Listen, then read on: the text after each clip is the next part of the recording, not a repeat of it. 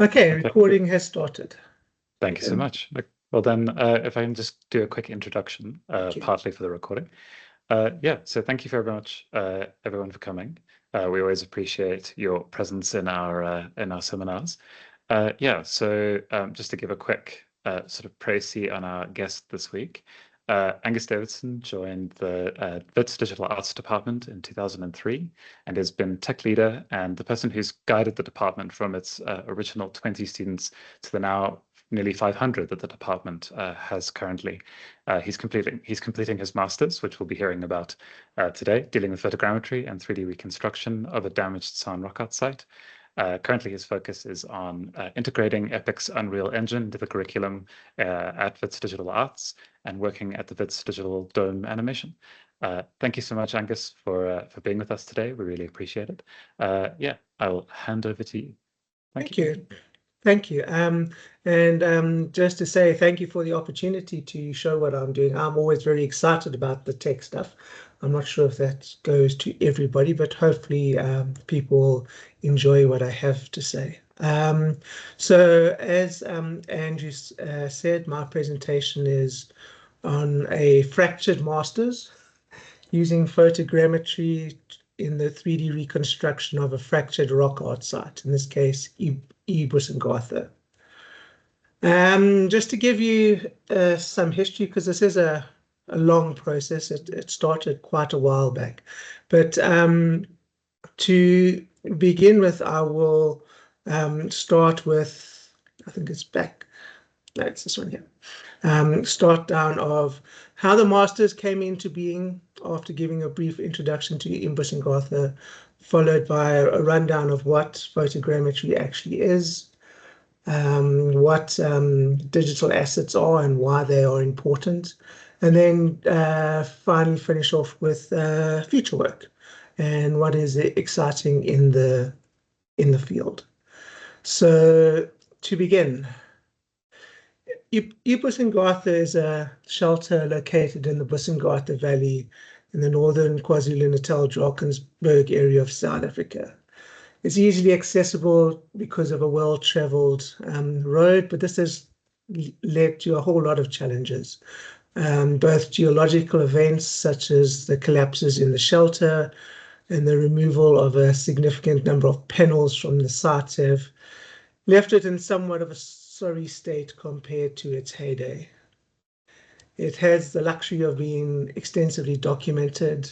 Some examples, for example, is the 9th German Inner Africa Research Expedition, which was led by Leo Frobenius in 1928, and subsequently by others such as Clarence van Rietlo in the 1940s. This picture was the first time that the research cluster that was led by Dr. Justine Vincies went to the shelter. There's Muzi right up at the top there. Sorry, the photo's a bit blurred on Teams. I'm not sure why. Hopefully it's not indicative of the rest. With Justine in the middle and then Kent Williams on the right. I was the photographer. That was my first introduction to the site itself.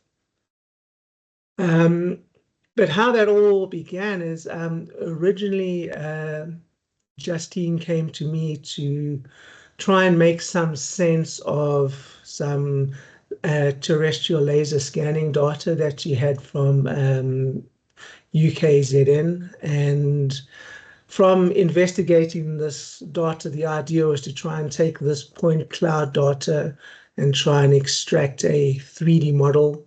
And just over a couple of years, it then grew to become a master's. And we went from looking at just data in whatever data was available to then becoming more site-specific. And in this case, Ebusingatha. So my master's was, in the beginning, to have a look at making use of new and emerging technologies alongside all of the older archival material to create a 3D reconstruction of the shelter. because that had never been done before, and it had been some time since it was possible to see all of the panels together in any format. So the first thing that was done was to have a look at what technologies were available at the time. There was white light scanning or handheld scanning. There was terrestrial laser scanning. And then there was the new kid on the block at the time, which was photogrammetry. And this was the very first successful point cloud render that we did on once we were able to get the point cloud information from a terrestrial laser scanner into the computer and be able to view it. This was before we even were able to create a 3D model. These were just points. Okay. So what we did is there were a number of comparisons that we did. We first did a test at RARI. We borrowed an RTEC scanner from the paleontology department, and we went and scanned one of the panels that was at RARI. We used the RTEC scanner and then a Fuel 3D scanner, which was a medical scanner, which, while it produced really good results, could only scan something about 15 centimeters square. And so while the results were really good, it was a little impractical for use in the field, particularly given the size of these rock art shelters and just the manual work to set up each shot. In August of 2015, while we were visiting the rock art shelter, we also went to the Natal Museum.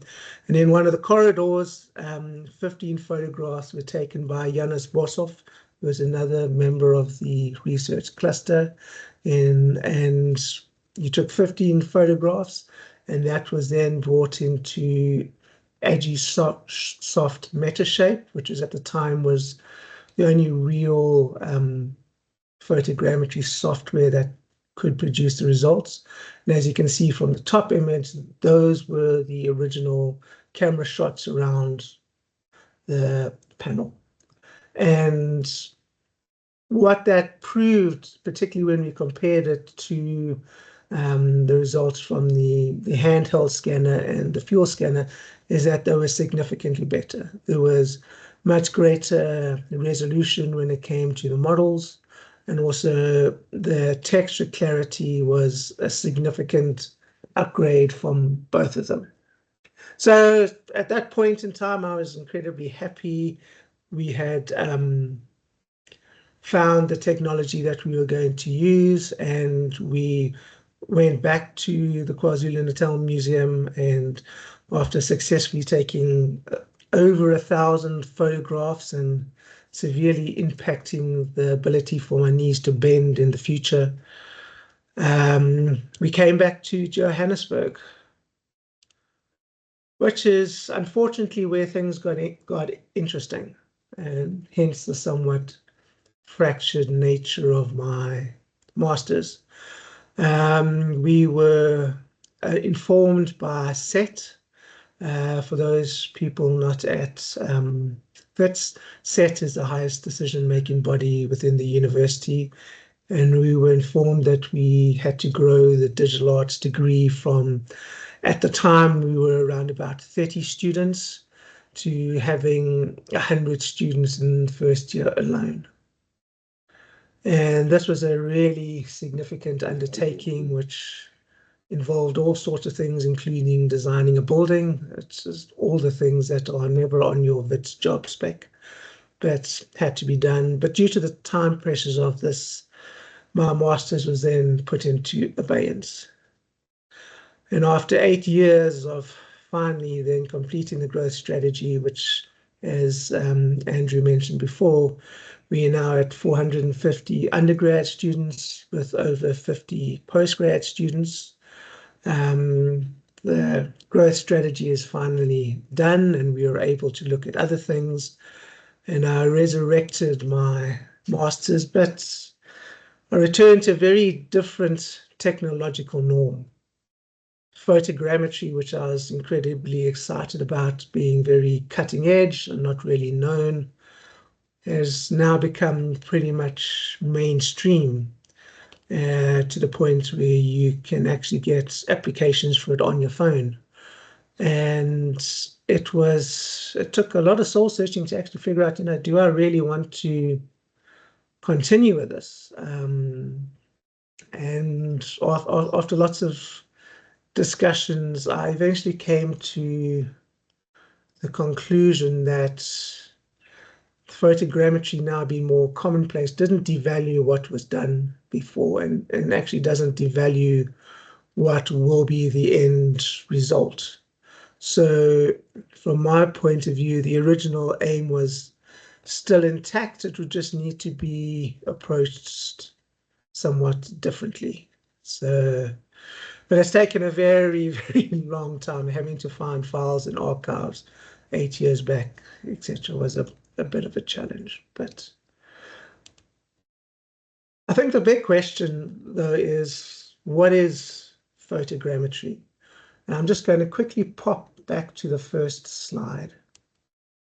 But basically, photogrammetry is by finding out where the rays of light, in this case shown by the blue things, and as long as you know the position of the object and the position of the camera relative to that object, you can then work out the angle. And if you have enough angles from different cameras, you can actually figure out that point in space.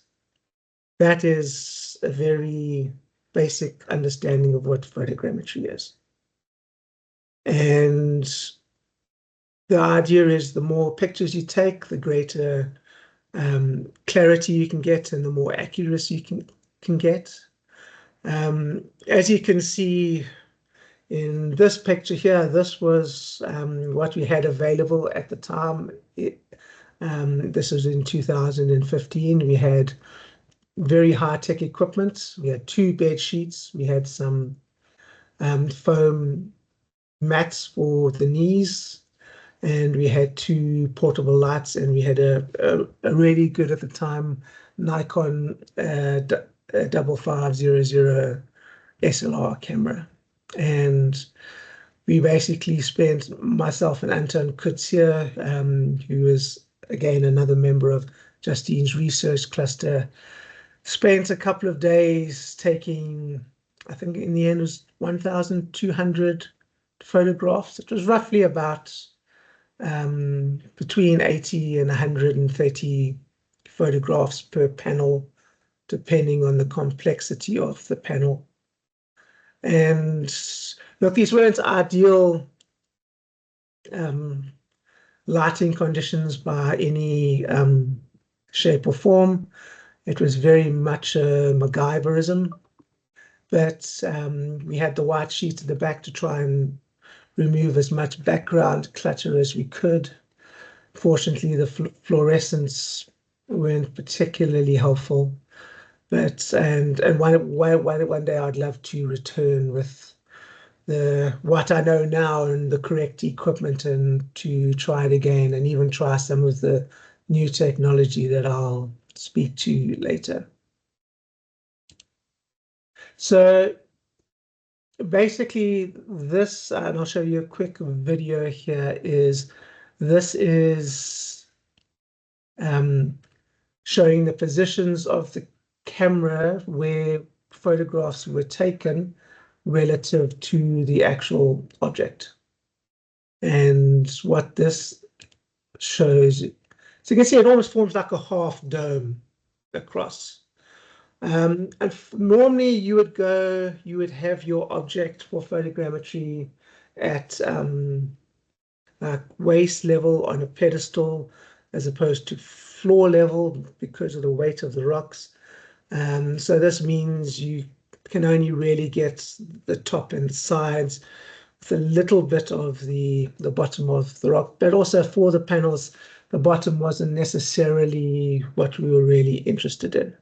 Ideally, we wanted the fronts for to be able to understand what narratives and what stories were trying to be conveyed, and we also wanted the sides so we could fit them together. So basically, that is a lot of math to work out all of those angles. And unfortunately, just play it through one more time quickly.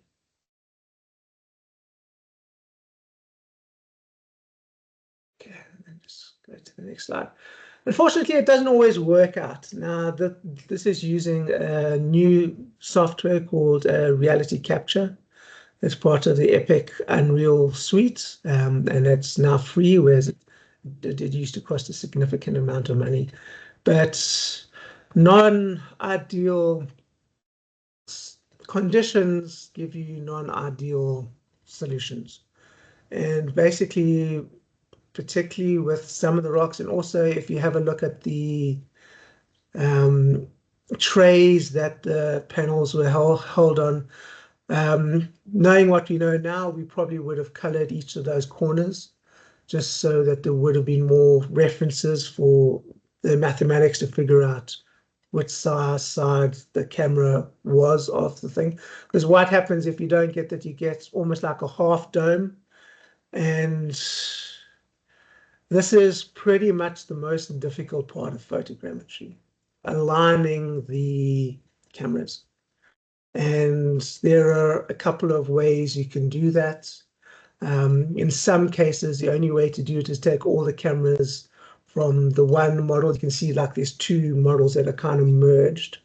You get it, so you only get the one model, and then you separate that out as an object, and then you do the other cameras to get the other half of it, and then you try and merge it. But that is a very difficult process, and unfortunately with natural objects it's seldom successful. With other artifacts like vases and things like that, where there's a certain amount of symmetry, it is easier, but particularly with organic shapes, it tends to be very difficult to do that.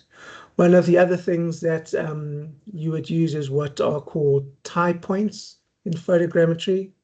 Now, what tie points are is they are literally little digital anchors. And before I do that, I'm just going to show you, if you get all of the photos, all the cameras aligned properly, you can see that you get a mesh where there is no ghosting. It's just one object. And as I say, that one of the ways to do that, this is going back to the slightly older software, is to use what's called tie points. Now, these tie points are like little digital markers that each photograph can look for. And once it identifies those markers, it can then use that to try and force the alignment of the cameras. And before 2 years ago, that was pretty much the only way you could try and brute force an alignment of the cameras. With the new reality capture software, you now have the ability finally to save out the cameras that are in the correct place and lock them. Because with photogrammetry, it normally does a process on all of the cameras. So if you have a misalignment, you'll always have a misalignment. That's 2 years ago, they bought the thing where you can actually export your working cameras, bring them in, start the process again, but it only calculates the new cameras, or the cameras that were not aligned. And basically, you've just got to keep on repeating that process until you get to the point where 100% of your cameras are aligned. Sometimes that can take 5 or 6 iterations, but eventually you will get 100% alignment. You can, with the really latest version of the software, use AI to help you in this process. My views on AI are their own lecture that I'm not going to bore you with now. But the big problem, particularly if you're looking for data accuracy, is you've got to make very sure that it doesn't deviate from the actual positions. Unfortunately, AI, while it can simplify a process, there's no guarantee that that process, once it's simplified, is as accurate as if you would have done it from first principles. So with AI, it's not to the point where you can trust it 100%. And that's just something to bear in mind. Okay, so once you've done the really, and I will say this, up until fairly recently, really tedious part of aligning the cameras, what's the actual photogrammetry process? Once you've got the cameras aligned, you can then create a dense point cloud. This is then generating the data similar to what you'd get from a terrestrial laser scanner, but obviously at a much greater resolution. And from that, you can use a mathematical process called marching squares, which allows you to turn those points into faces as you would in a normal 3D application. So you'll have vertices, edges, and faces. And finally, once you finish with that, you can use the photographs to create texture mapping data that you can then apply to the 3D object to give you your final look of your actual object. And each process takes, just because of the GPU power that takes, can take anything from 30 minutes to maybe 5 or 6 hours now. This is a massive leap up. When we began the initial investigations in 2012, that was normally taking anything up to a week at a time. So it is getting significantly faster, which is great news for us. So what is the outcome? The outcome is a model that can be brought into a 3D application, whether has been shown before, whether it's on a website where you can view the object inside of a browser, or whether it's in a 3D application like I have with these 3 panels here, which is A175, A, B, and C. You can then manipulate those objects in ways that you couldn't do with the panels. Those panels are incredibly heavy. And just to try and do what I've done here with the panels would require significant structural engineering, and these are fairly small. There are some panels which you literally need a crane to lift, so they become very difficult to work with. But once you've got them scanned as a digital asset, they actually have no weight. And to be able to do a turnaround like this is really not a problem. And one of the really nice things, as you can see, I'll just take it back so you can see the final result there. As you can see, for example, where the chisel marks were, where they took out the panels. You can use that as well as the lines on the actual paintings to align the things. One of the other things, and I'll speak to that a bit more later, is it's also, these aren't flat, which is why one of the big things when you're going from an archival narrative, which is just photographs, even film, is still two-dimensional. Whereas here you can really get into the how each panel is positioned relative to each other.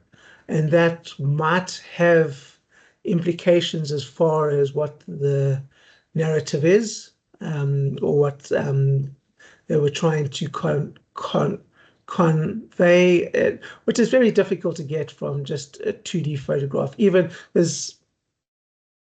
there are photographs of these reconstituted panels in 2D, but there's still a lot of nuance that you can't pick up that you can pick up in 3D. That's why one of the really valuable things about this technology is the things you can pick up that you just couldn't from the two-dimensional. Okay. Okay, so just very quickly back to a little bit more of the boring tech stuff. Each model, when it's finished this process, is about 30 million polygons, which is a lot. There's incredibly dense meshes with a huge amount of data in there. Even on today's machines, these take about 30 minutes to load just by themselves. And to be able to work with them, to neaten them up, and that 30 million is just too much. You need to use a process called decimation, which allows you to, in this case, these ones here are approximately 3 million polygons each. And the reason it's the same panel, but the reasons for the difference, which is also one of the reasons why both archival photographs and, for example, the photographs that you took on the day are still important, is you also need to make sure that your color matching is the same. As I say, these have all come from the same base model, but they're just exported in different file formats. The first one is FBX, this is OBJ, and the last one is the newer USDZ format, which is a pixel format, which is probably gaining the most future traction. The nice thing about these is, once you have these, you can then, by cleaning up, removing, like for example, the foam panels that were underneath the tablets to protect them in their boxes and on the trolleys. You can then also just close up the back so it's a solid model, which is useful for 3D printing. Once it's in a digital format, it gives you the ability to do all of those type of things, which are very difficult to do on actual objects, and also you shouldn't do on actual objects. I mean that's the whole point. You don't want to damage them. Which brings me to my next topic, which is digital assets. And what are digital assets and why are they important? Well, there's quite a few reasons. The one is it just allows a certain amount of immediacy. You can, for example, this is St. Leonard's Church. I've never been there and I never will go there, but I now have the ability to get a very good idea of what it is. Even though this is a screen grab, this is a full 3D model that you can move around, have a look at, you can investigate things. So it allows a huge amount of accessibility as well. So that is very important for both research and for education. Apart from the fact that it's very important for heritage, there are a whole lot of sites that are either underwater because of the building of dams or destroyed in wars. And having some kind of digital representation of them is important if they are lost. And it's a really good way to be able to show heritage to other people who might not understand as much as we do about things. It's also, these are assets that the people living in and around these heritage sites can use for the benefit of the community. For example, the people in the Busingatha Valley, they can use these digital assets as a means of revenue. They could get these panels 3D printed and create a puzzle that they could then sell either online or to people who come to visit the site, which can then be used to generate an income for the community, and it can then be used to further education, help preserve the sites, things like that. So there's a lot of benefit that can be, with a little bit of lateral thinking, that can be gained from having a digital asset. Also, it does mean that it can really help in research. As we all know, the cost of visiting sites overseas is incredibly expensive for South Africa, and even to get researchers to come here is also sometimes problematic with the issue of funding. Whereas if you're able to share these, particularly if they're very high resolution representations, can make it so that that can be conducted with a much greater frequency than it could before, due to the lack of funds or the availability of funds. It also allows, and this is something, I've got two sons who are on the autism spectrum, and I've noticed that their visual acuity is off the charts. I pride myself on my visual acuity. I've worked in the 3D space for decades, but I am still a beginner compared to them. They have taken to it as naturally as we take to walking and breathing. And to some extent, we have to, in order to keep them engaged in what we're doing, we are going to have to upgrade how we share these assets and how we share these research with people. It's a whole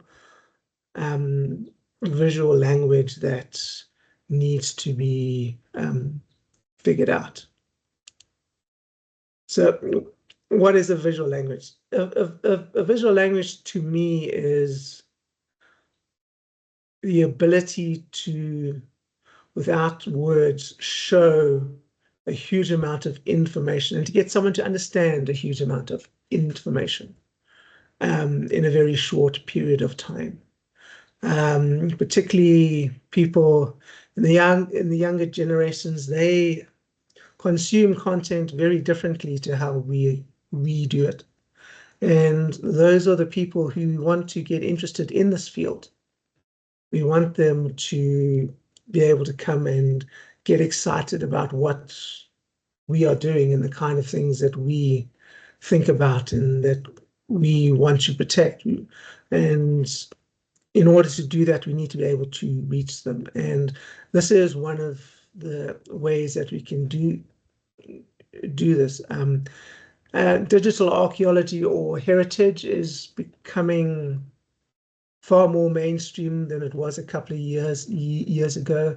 There are now people even listing it on LinkedIn and things like that. So those networks are growing, and we need to be aware of it. And to some extent, as digital arts, we kind of look at ourselves as one of the stewards of this type of technology. We are really keen on trying to get this out to many, many more people, because not only do we believe that it will enable research and different research between departments who might not have ever thought about working together before. For those of you who don't know, we were involved in doing the opening animation for the opening of the Wits Anglo-American Digital Dome in November of last year. And since then, the number of requests we've had from different departments and faculties within the university to re-look at how they teach, how they get their students interested in what they are doing.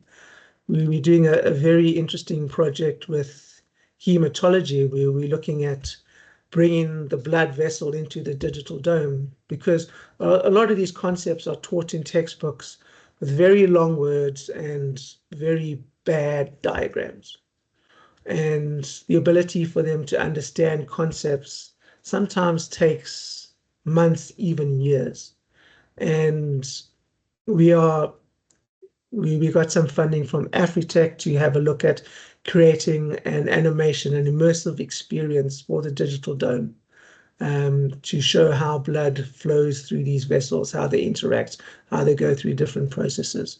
And that's someone can look at 30 minutes of that and very clearly understand, whereas that same learning might take months in a textbook, even if they are able to grasp that, because particularly when you go from 2 to 3D, like you need to do in heritage and medicine, sometimes just by looking at the 2D image, people can't make that leap. And part of our job, I think, is to try and help that.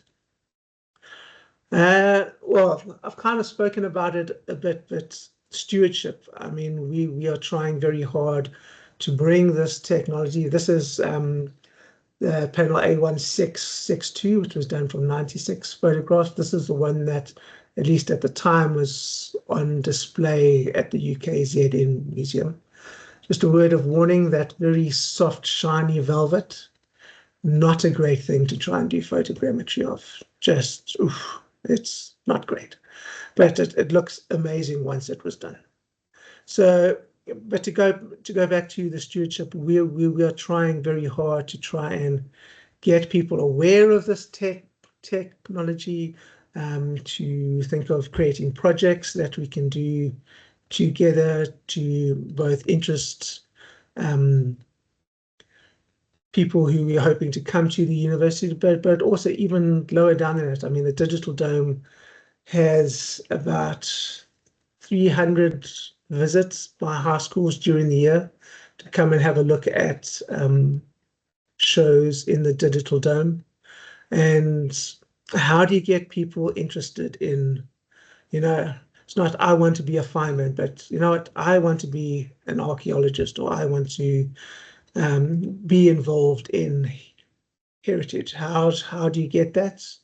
You get them and you speak to them in a language that they understand.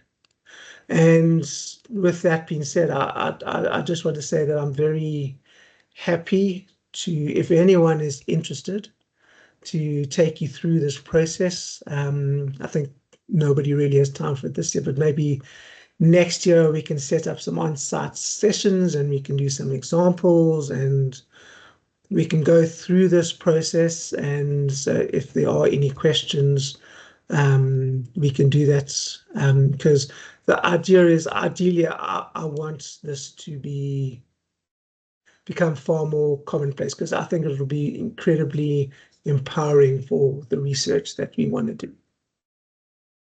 Okay, so the last topic is future work. And to be very honest with you, the future is already here. How I started back in, I think 2012 was when I started the original technical investigations to now. So that's what, 12 years, 13 years. It has changed massively. There's been a massive increase in GPU processing power, which has been necessary to do this type of work. There are new technologies that are coming out. As say, I mentioned the phones that you can get on your app. Most of them are using a technology called LiDAR, which you get in like the high-end Samsung and Apple phones. It's very similar to the old handheld white light scanners, which allows you to almost paint objects, which is, I mean, what we were hoping for back in 2012. Unfortunately, once we investigated, we found out that was not the case. But that technology has actually arrived now. There's also the newest one, which is called Gaussian splatting, which allows for a similar thing to photogrammetry, but it works from video. So instead of literally having to do my knees no end of harm, taking those 1,200 odd photographs, I could have taken one video for each panel and then loaded it into the Gaussian splatting application, and it would have pumped out something that was almost as good. Look, there's still a lot to be said for photogrammetry. The actual accuracy of it is still very hard to beat, but yeah, just it would have saved so much time because you don't need to worry about aligning cameras and things like that. But yeah, the only bad side of that is mostly done from an AI point of view. So anything you do and you upload to get the results, it's obviously no longer proprietary. It is out there. It's going to be used to train someone else's data. And that is one of the big catches when you are working with AI, which is why I think these approaches are still very valid for now, at least until all of the court cases and that are sorted out. This is, sorry, I'm not sure if you can see this. I'm quite happy to send these photographs to anyone who wants them. But basically, the top panel is the A176 using photogrammetry and a 3D model with textures. And the one on the bottom is exactly the same thing, but instead of textures and surfaces of a 3D model, what I've done is by using a new thing in Blender, which is an open source 3D application that we use at Digital Arts, I've been able to extract the color of each point from the point cloud data, and that is just the points. That is about 3 million points, and because the size of the pixel is actually, the resolution is a lot lower than the number of points behind it, it actually appears as a solid object. And I'll give you a very quick show. So this is basically, it's exactly the same thing, but it goes from the points being barely visible to being largely enough that the points actually slightly overlap in 3D space, which then gives it the appearance of a solid object. So this is my latest.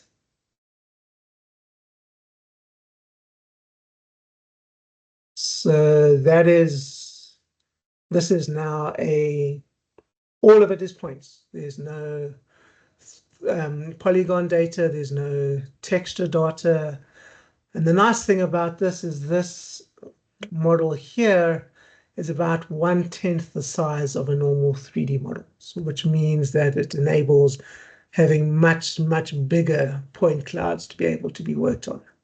So that's one of the interesting findings, and will be written up in my master's that I've made. So even using a now older technology that's become more mainstream is still a path to innovation, and I think that's also valuable. So thank you very much. I hope I haven't bored you with all the technical stuff, and this has been exciting. If you have any questions, I'm happy to answer them now or via email. And with that, I will hand you back to Andrew. Thank you so much. That was fascinating. It's really interesting seeing the progression like that. I think coming from the outside, you only see the things that make it into the news or the like. There's a question, I think, briefly from Davidson. Sure. From Dawn. Oh, sorry. Thanks very much for the talk, but it was actually, I clicked the wrong button. I see Dawn has a question, so maybe she should go ahead. No, that's fine. Hi, Angus. Hi, Sorry about the light. I'm not going to run and jump, switch it off. Oh, that's fine.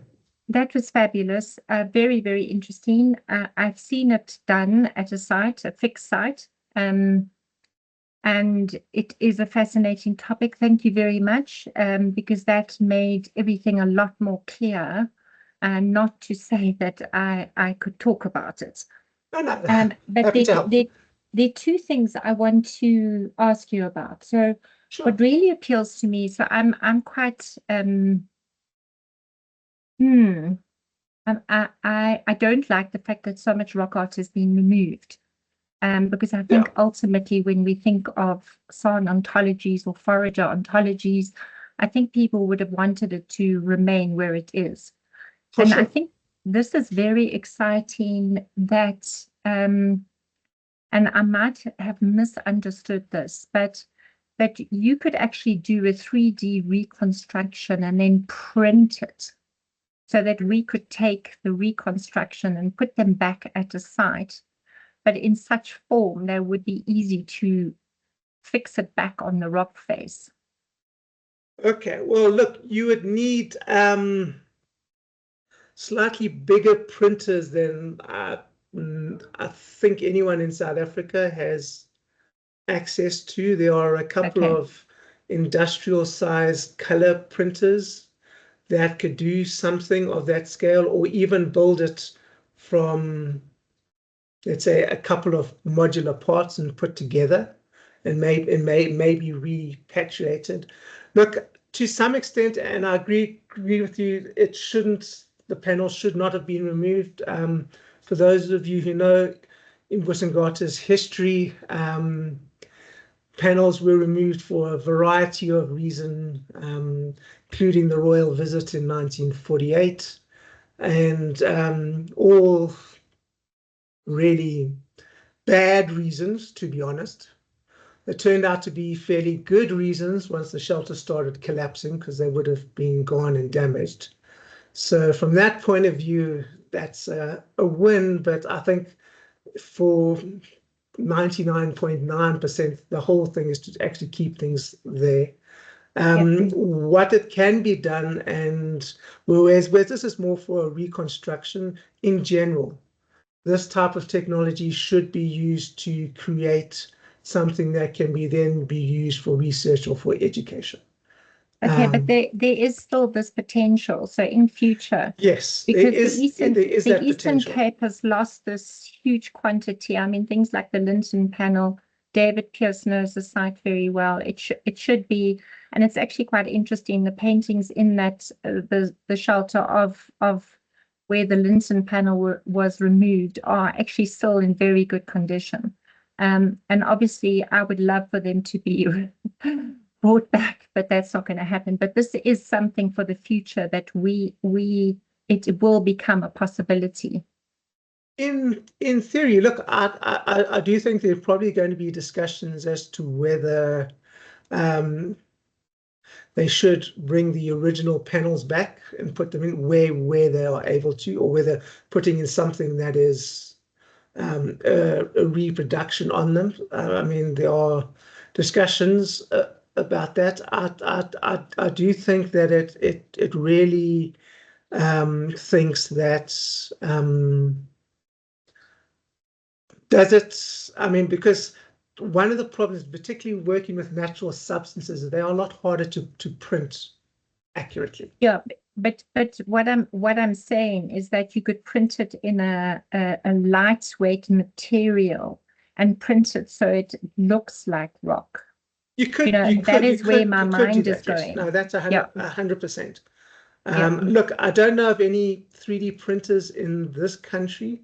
I know a couple of years ago, chemistry was trying to put something for like a 5 or 6 million rand 3D printer, but I don't think it got approved. It would be interesting to find out how you could do that and what the biggest one would be, because also a lot of the materials used in 3D printing aren't exactly very weather resistant that I'm aware of. Because that if you put things, if you repatriate things, that is a possibility. If you like recreating like the whole structure inside of a museum, for example, where it's the climate controlled and things like that, that's fine. But I don't know if there's any like UV resistant, particularly when it comes to color, for 3D printing. But yes, in theory, 100%.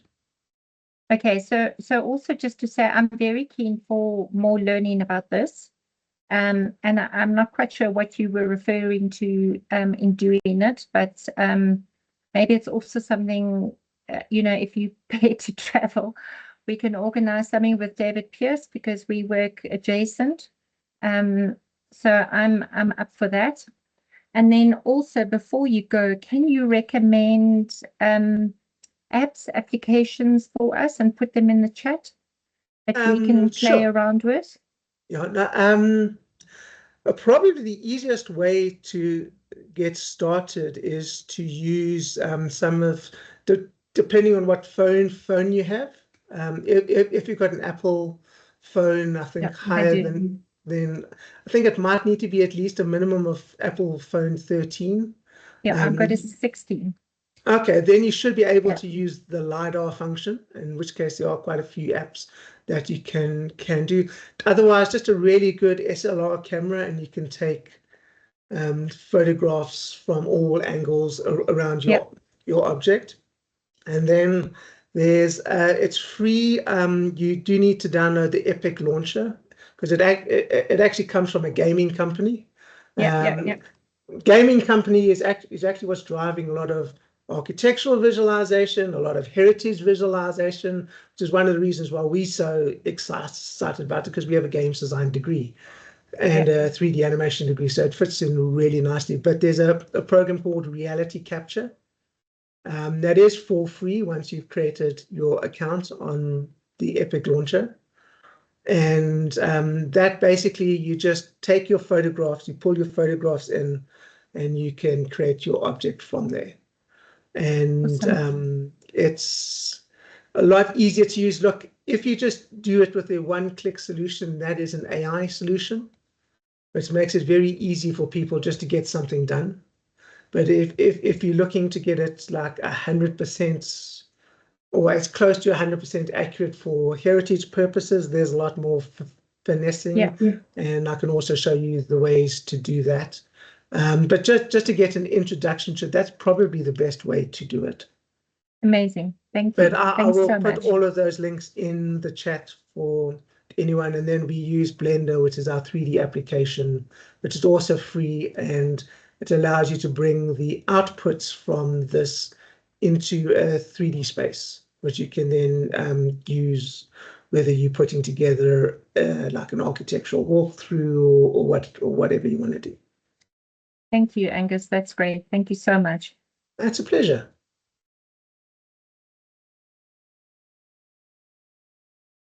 Okay. Thank you very much. Any more questions?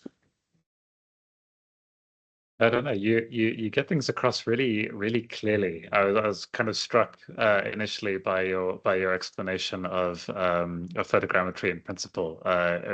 It came across a lot more clearly than I've had it explained previously. Yeah, Sam, you had a question.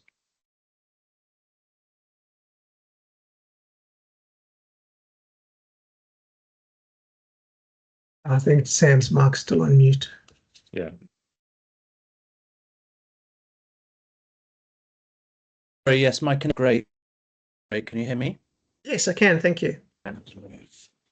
Oh, sorry. Hi there. Sorry, I joined a bit late because my Wi-Fi connection was down. We've got high winds where I am at the moment in the UK. Rural areas. That sums up my 2-year stay in the UK, to be very honest. Yeah. Well, extreme weather patterns. Yeah, so thank you very, very much. Yes, as you say, I loved your example of the church and grounds because, as you say, this is now becoming quite mainstream, although, as I hope is apparent to everyone who's tuning in, to actually have it done properly, we rely on people with the expertise. It's not yet so commonplace that just anyone can do it and come up with the same level of quality. So I remember you saying, you were saying, should you even bother getting into this? It's kind of, have you missed the boat? You're going to do it for your masters or not? And I think, you're just in time for that because you're ahead of the curve. I think just being here in the UK, all the rock art stuff is people are very much focused on engravings. We don't have any paintings in the UK. And in the painted subterranean caves of France and Spain, photogrammetry is, it's been in use for a decade now.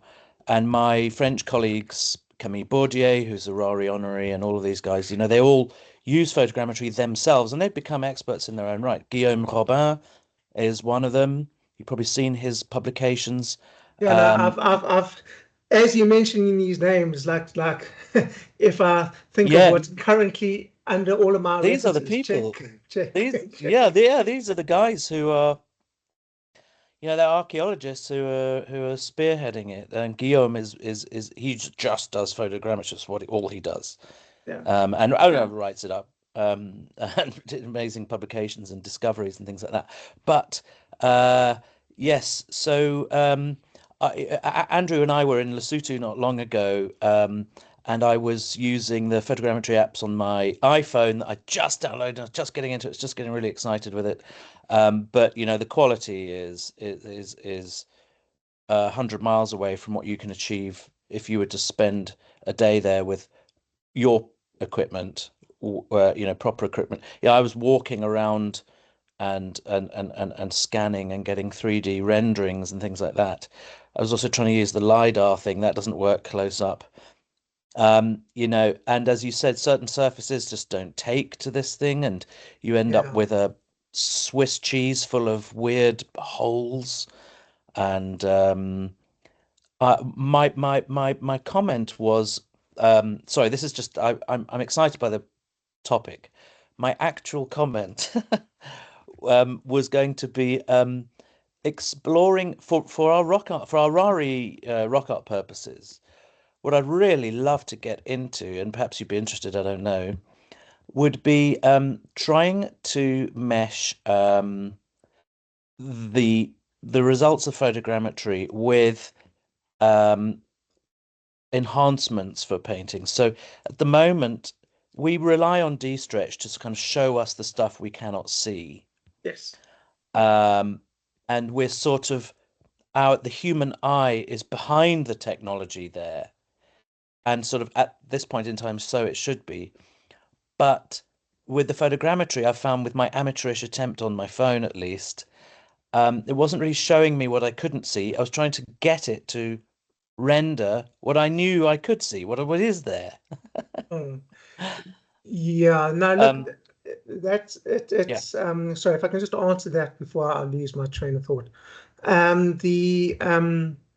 Those type of things are normally using techniques that are predominantly 2D based, which is why they work well on photographs and things like that. What you can do, and we were possibly going to be doing this for another site, is basically you take those photographs, you run it through those processes, and then you apply that to the photogrammetry process. The photogrammetry doesn't care whether your photo is au naturel or has been processed. So what you can then do is then it will build up the color information on the points, taking the new things that have been run through all of these various processes, and from that, when you build your model, it will come through. So I just wanted to get that out before I forgot the rest. Absolutely right, and it's something that I've been thinking of trying out. I just haven't got the right software and kit to get the nice photographs at the moment. That's something that I think we can invest with. I think David Pearce has got much nicer cameras. We're gonna have to borrow them. Yes. Yeah, very, very exciting, and thank you very much. And we're very lucky to have you come to speak to us. And it'd be really great to carry on the conversation. Well, I'm really looking forward to it. And it's really exciting that you've been working at the KZN Museum with Justine and co.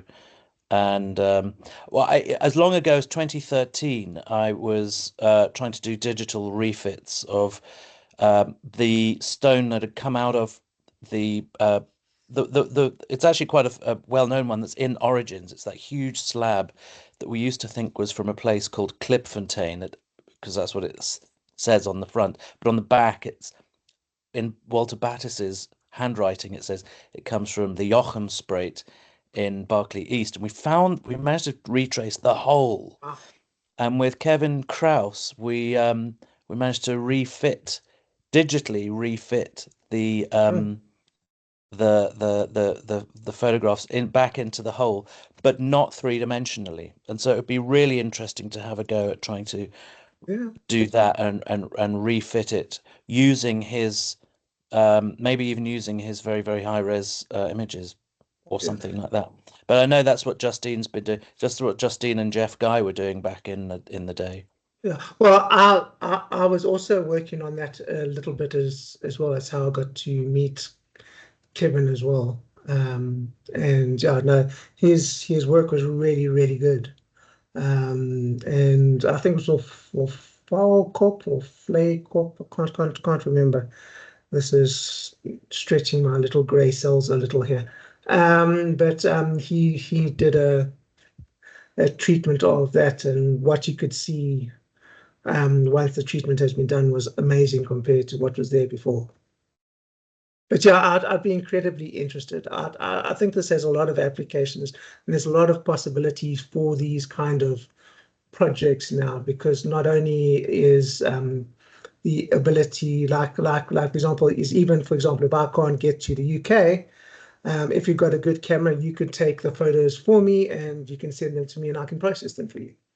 So the ability to build those project and research relationships from this technology, I think is really awesome. Brilliant. Well, I'll be back in SA before long, so can even talk in person. Lovely. I look forward to it. Yes. My other comment, sorry, Andrew No, and go for it. and Angus, was going to be that you've heard about the new exhibits at Chauvet. So you've got the Lascaux facsimile that was sort of as near as they could get it, an approximation. And they've got better and better over time. And then we had the one that visited. We organised to have it come to South Africa back in 2018. But the Chauvet one, the most recent one, this is all based on photogrammetry and 3D printing. So they managed to 3D print a lot of the rock face and then cover it in this fantastic cement that replicates the rock, and then get the images exactly where they are print on the rock face. I mean, it's really I've yet to go, but I've seen images of it, and it's absolutely phenomenal. And for conservation, of course, the whole point is that the visitors don't go into the caves.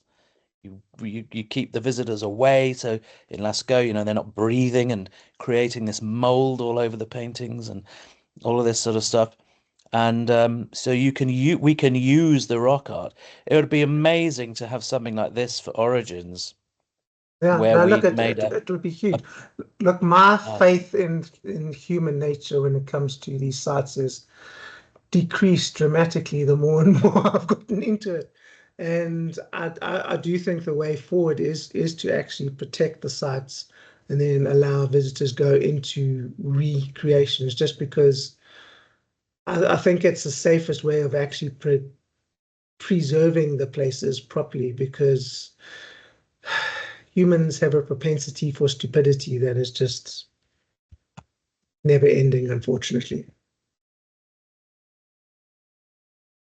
Yep, we had some mountain bikers in Underberg a couple of years ago who thought it was a good idea to write their names and their telephone numbers, and they're all over, scratch them into the rock art, and they're middle-class mountain bikers from Cape Town. I hope they got followed up and arrested. Well, this is the issue, is actually being able to then do anything about it. But yes. So, I made a comment to Dawn saying, we're lucky that nobody's removing rock art these days, except for Metalong, where the dam is getting inundated and all that kind of stuff. Yeah. But that doesn't mean to say that the job of conservation isn't, it's more crucial than ever. And I really liked the idea of being able to refit something lightweight back into the rock shelters, but it's going to cost. I always say to my first years at Wits, can you, off the top of your head, imagine what the French budget is for the conservation at Lascaux? And they guess this much and they guess that much, and I say, you know, higher, and they guess this much, and I say there isn't one. There isn't a budget. There's no, for Lascaux, there's no budget. They get whatever money they ask for. There's no limit. Maybe we need to do You know, it's a different thing in France. No, look, I mean, we in our field, we actually do get quite a lot of funding through RFAS, which is the French, and it's really great. But I do think that, and maybe it's a case of if we can, and this is something I found at Wits, we've had a fair amount of success writing a proposal, because most of the proposals that we have written have got this visual component to it. And people can really quickly understand what it is you're actually asking for funds for. And maybe that's one of the things that we can maybe put together as a collaborative team and maybe find a way, because yeah, or even maybe get access to those printers that printed that replication of the caves. Maybe it's not a case of trying to buy it in this country. Maybe it's a case of just finding out who can do that printing, and then we can send them the files and they can ship them in a crate back to us. I don't know. That seems to probably be our best bet. But yeah, no, that I'm very happy to help out if there's any of those type of proposals that maybe need a bit more of a technical angle. Yeah, because to some extent, I think that is going to be the future. It's not so much about AI and all this other slop that's coming. It's how do you use technology creatively to solve actual problems. Thank you so much. Thank you so much. Yeah, I think you'll definitely be hearing from us shortly. Looking forward to it. Excellent.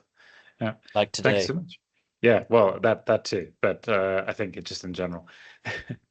Yeah, thank you so much, Angus. I don't know if anyone else has any other questions, but I think then otherwise we'll let everyone go.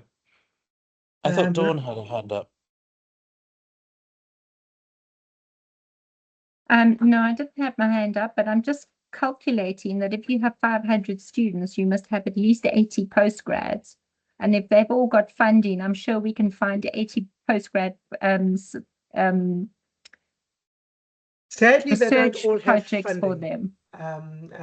We are still trying to find funds for some of them. I'm kind of niche in the department when it comes to the heritage side, although it is expanding. There's a couple of students who are looking at doing it with a co-thing with architecture, not so much the kind of stuff that we're interested more about preserving heritage buildings and things like that.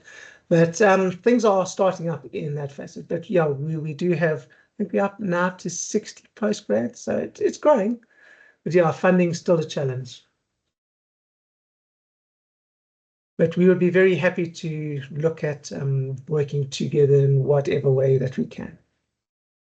If you have any who are specifically interested in rock art, we'd love to hear from them. Well, we do have Renzo. He's also now working as a postdoc at RARI.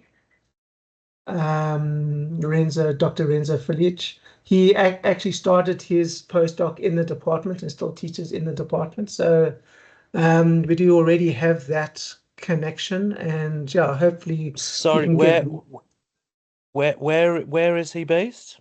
As far as I think he's in RARI. No, he's at the Origin Center. He's at the Origin Center. Sorry. Oh, I was going to say no, he's not with us. Yeah. So adjacent, but not quite. But yeah, so there's starting to be a lot more interest. There's also a lot more interest on how to get this into the digital dome to showcase research. It's one of the things that we very quickly trying to build capacity at Digital Arts for the tsunami of research content that people want to show in the digital dome. So I will eventually show my work in the digital dome for the completion of my master's. So, but yeah, no, really looking forward to whatever projects or things that we can help with, because that's that. Now that the 8 years of growth are done, we can finally look what's going out in the world, and there's a lot of interesting stuff. Well, do let us know when that goes live. You'll have a very enthusiastic audience. Thank you. I've just got to give me the time to finish it. That's it. All right. Well, then, thank you very much, everyone. I think we can probably call it a day. Yeah. Thank you again, Angus. That was an excellent was a pleasure. presentation. Thank We you. really appreciate it. Thank you very much. Have a good day, everyone. Cheerio then. Bye-bye. Okay, let's Thank stop you very, very much. Thanks. Cheery, bye now. Okay, let's stop the recording. Oh, Angus, I think Andrew and I are going to be sending you an email in the next 5 minutes by the sounds of it. Fair enough. Because we're also approaching IFAS. Okay, brilliant. No, that's Yeah. wonderful. Okay. Cool. That recording's still going. It's just taking time to stop.